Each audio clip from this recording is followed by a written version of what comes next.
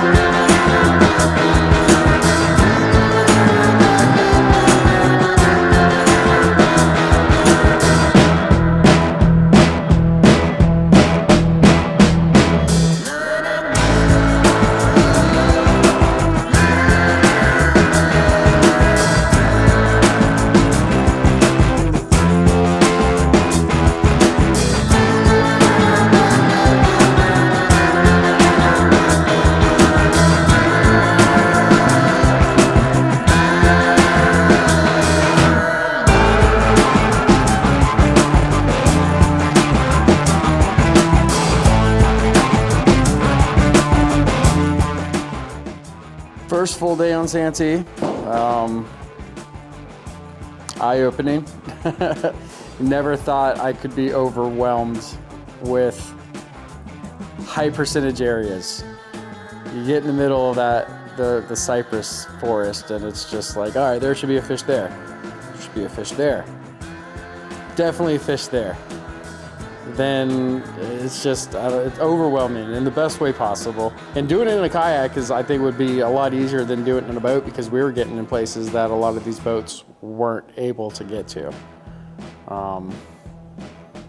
Yeah, those guys in the bass boats had to pick their paths, and we were just kind of just going wherever we wanted. You know, we got in a tight spot, pick up the paddle. Once we got into a little bit more open spots, we can go back to the pedal drives and the rudder steering. But it was I haven't had the paddle in my hand that much in one day in a long time. It was a little overwhelming at first because there's just a plethora of trees, so it kind of takes a while to like break it all down. And we kind of went a while before we got a bite, maybe like an hour and a half, 2 hours before someone got one in the boat. So you're kind of questioning everything when you're fishing them.